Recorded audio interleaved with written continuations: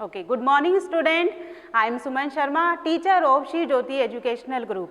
बच्चों, आज हम हमारी पाठ्य पुस्तक हिंदी व्याकरण कनक से पाठ 18 अविकारी शब्द पढ़ेंगे। बच्चों, अविकारी शब्दों के बारे में हम पढ़ेंगे कि अविकारी शब्द किन्हें कहते हैं। जिन शब्दों में लिंग, वचन और कारक के अनुसार परिवर्तन नहीं होता उन शब्दों को अविकारी शब्द कहा जाता है। अब अविकारी शब्द कौन कौन से होते हैं, इसलिए इन्हें 4 भेदों में बांटा गया है। पहले नंबर पर आता है क्रिया विशेषण, दूसरे नंबर पर आता है संबंध बोधक, तीसरे नंबर पर आता है समुच्चय बोधक, चौथे नंबर पर आता है विस्मयादि बोधक। तो हम पहले किसके बारे में पढ़ेंगे? क्रिया विशेषण। क्रिया की विशेषता बताने वाले शब्द क्रिया विशेषण कहलाते हैं। जैसे उदाहरण हम यहाँ देखते हैं, राम धीरे धीरे चलता है। यहाँ पर चलना शब्द क्या है? क्रिया है। क्रिया की विशेषता क्या बता रहे हैं? धीरे धीरे। तो धीरे धीरे शब्द क्या होंगे? क्रिया विशेषण होंगे। तो इस हिसाब से बच्चों क्रिया विशेषण के भी कितने भेद होंगे? 4।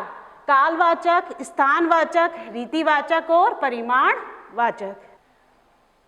पहला भेद कालवाचक क्रिया विशेषण। बच्चों, काल समय का बोध कराते हैं, मतलब क्रिया में जब भी समय के बारे में बताया जाता है तो वो कालवाचक क्रिया विशेषण कहलाते हैं। जैसे यहाँ उदाहरण लिखा हुआ है, बच्चा अभी अभी सोया है। यहाँ सोने की विशेषता क्या बताई है? वह अभी अभी सोया है। यह समय के बारे में बताया गया है। हम प्रश्न करके भी कर सकते हैं, बच्चा कब सोया है? बच्चा अभी अभी सोया है। तो इसे कालवाचक क्रिया विशेषण कहते हैं। स्थानवाचक क्रिया विशेषण, जहाँ पर क्रिया के स्थान यानी जगह के बारे में बताया जाएगा वो स्थानवाचक क्रिया विशेषण होते हैं। हम प्रश्न इसमें कहाँ करके कर सकते हैं।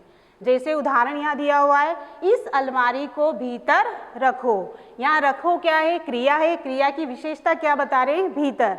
हम प्रश्न कर सकते हैं कहाँ। जैसे प्रश्न करेंगे, इस अलमारी को कहाँ रखो? जवाब हमारा आएगा भीतर रखो। तो ये होगा स्थानवाचक क्रिया विशेषण।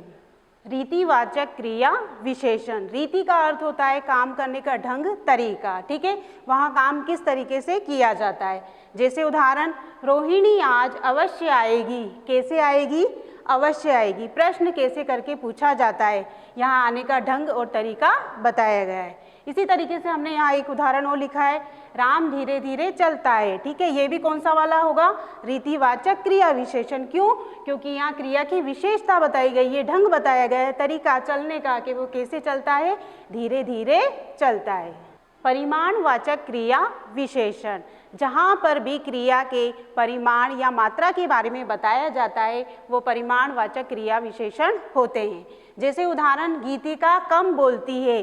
बोलना यहाँ पर क्रिया है और क्रिया की विशेषता कम बताई हुई है। तो ये कौन सा होगा? परिमाणवाचक क्रिया विशेषण। प्रश्न हम कितना करके कर सकते हैं, गीतिका कितना बोलती है, गीतिका कम बोलती है। तो ये होगा परिमाणवाचक क्रिया विशेषण। दूसरा भेद अविकारी का होगा संबंध बोधक। बच्चों, नाम से ही पता चल रहा है संबंध बोधक। संज्ञा व सर्वनाम का संबंध जो शब्द अन्य शब्दों के साथ या वाक्यों के साथ बताते हैं उन्हें संबंध बोधक अविकारी शब्द कहते हैं। जैसे उदाहरण, बच्चे घर के अंदर बैठे हैं। यहाँ के अंदर शब्द क्या बता रहे हैं?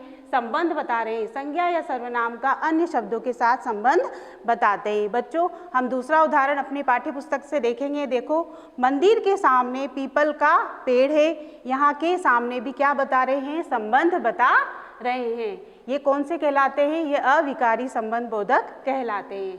तीसरा भेद है समुच्चय बोधक। जो शब्द 2 या 2 से अधिक वाक्य या उपवाक्यों को जोड़ने का काम करते हैं वे समुच्चय बोधक शब्द कहलाते हैं। जैसे किंतु, परंतु, लेकिन ऐसे शब्द होंगे। उदाहरण, सत्य और अहिंसा का पालन करो। यहाँ और शब्द क्या काम कर रहे हैं? 2 शब्दों को जोड़ने का काम कर रहे हैं। बच्चों, हम दूसरा उदाहरण हमारी पाठ्य पुस्तक से देखते हैं। लगातार चलते रहो जिससे मंजिल तक पहुंच सको। यहाँ जिससे शब्द समुच्चय बोधक शब्द हैं क्योंकि वो 2 उपवाक्यों को जोड़ने का काम कर रहे हैं। बच्चों, अविकारी शब्द का चौथा भेद है विस्मयादि बोधक। बच्चों, जो हमारे मन के विचार होते हैं, जो हमारे मुंह से अचानक निकल जाते हैं, उन्हें विस्मयादि बोधक शब्द कहते हैं।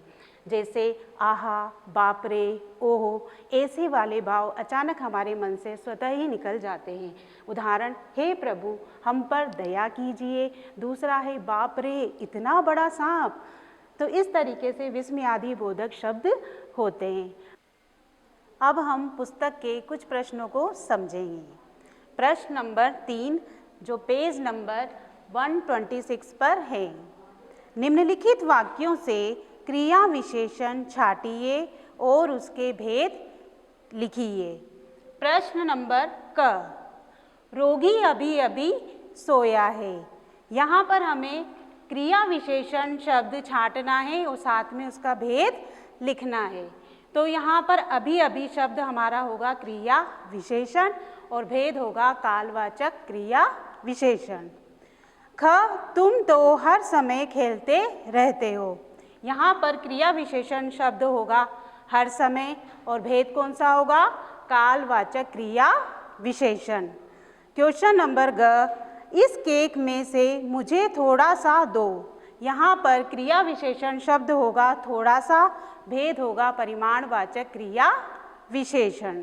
प्रश्न नंबर 4 पेज नंबर 126। रिक्त स्थानों में क्रिया विशेषण लिखकर वाक्य पूरे कीजिए। प्रश्न नंबर क, लतिका चलती है। यहाँ हमें क्रिया विशेषण शब्द लिखने हैं। तो लतिका चलती है, क्रिया की विशेषता लिखनी है। लतिका कैसे चलती है? धीरे धीरे। लतिका धीरे धीरे चलती है। तो धीरे धीरे शब्द क्या होगा? क्रिया विशेषण शब्द होगा। ख, छात्र पढ़ रहे हैं। छात्र पढ़ रहे हैं, यहाँ हमें लिखना है लगातार।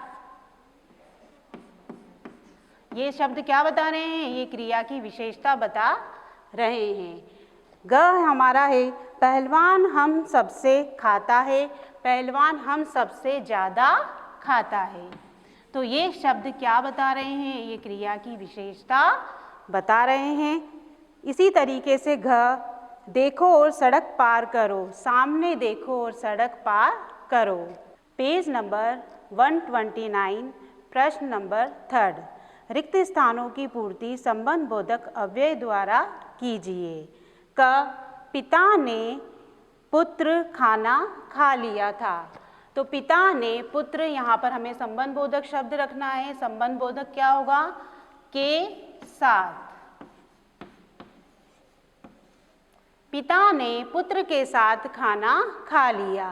के साथ, के आगे, के पीछे ये संबंध बोधक शब्द होते हैं।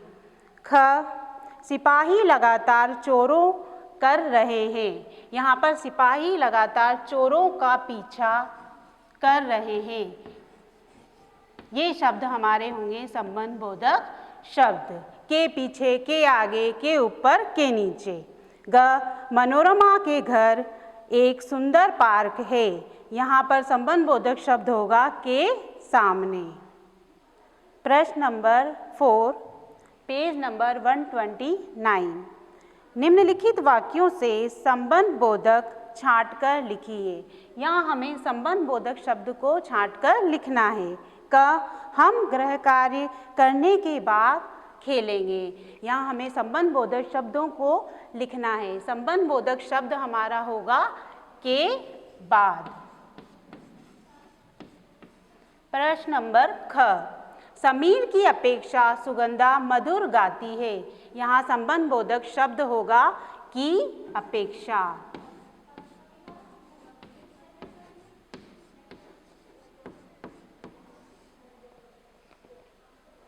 ग, मंदिर के अंदर की सजावट पूरी हो गई।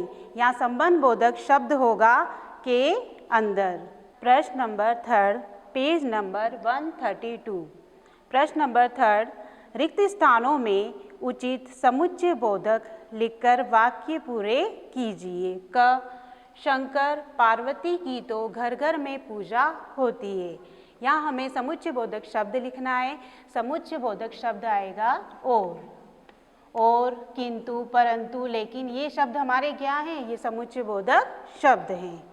ख, बिल्ली आई, चूहे भाग गए। यहाँ पर समुच्चय बोधक शब्द आएगा बिल्ली आई और चूहे भाग गए। तो इस तरीके से इनमें हमें समुच्चय बोधक शब्दों का प्रयोग करना है। ग, आप मेरे साथ चलेंगे, घर जाएंगे। बीच में आएगा इसमें योजक चिन्ह। कौन सा होगा? यहाँ पर समुच्चय बोधक को योजक भी कहा जाता है या समुच्चय बोधक शब्द का प्रयोग होगा। आप मेरे साथ आएंगे या घर जाएंगे। प्रश्न नंबर 4, निम्नलिखित वाक्यों से समुच्चय बोधक अवयवों को छांटकर लिखिए। क, ठंडी हवा चल रही थी इसलिए नींद अच्छी आई। समुच्चय बोधक शब्द होगा इसलिए। ख, क्या तुम नासमझ हो जो सबकी बातों में आ जाते हो। समुच्चय बोधक शब्द होगा जो। प्रश्न नंबर 2, पेज नंबर 134, रिक्त स्थानों में उचित विस्मयादि बोधक शब्द लिखिए। यहाँ हमें विस्मयादि बोधक शब्दों का प्रयोग करना है। मुझे भी ले चलो। यहाँ पर हमें विस्मयादि बोधक वाले शब्द रखने हैं। तो मुझे भी ले चलो, सुनो, मुझे भी ले चलो। ख, सामने घना जंगल है। विस्मयादि बोधक शब्द हमें यहाँ लिखना है ओह। जब भी आश्चर्य प्रकट होते हैं तो हम इन चिन्हों का प्रयोग, इन शब्दों का प्रयोग चिन्हों के साथ करते हैं। ग, तुम झूठ भी बोलते हो। अरे तुम झूठ भी बोलते हो। घ, ओह गौरव फेल हो गया। यहाँ ये शब्द क्या कर रहे हैं? विस्मय का प्रकट कर रहे हैं, विस्मय का बोध कर रहे हैं। बच्चों, आशा करती हूँ आपको आज ये पाठ समझ में आया होगा। अविकारी शब्द। धन्यवाद।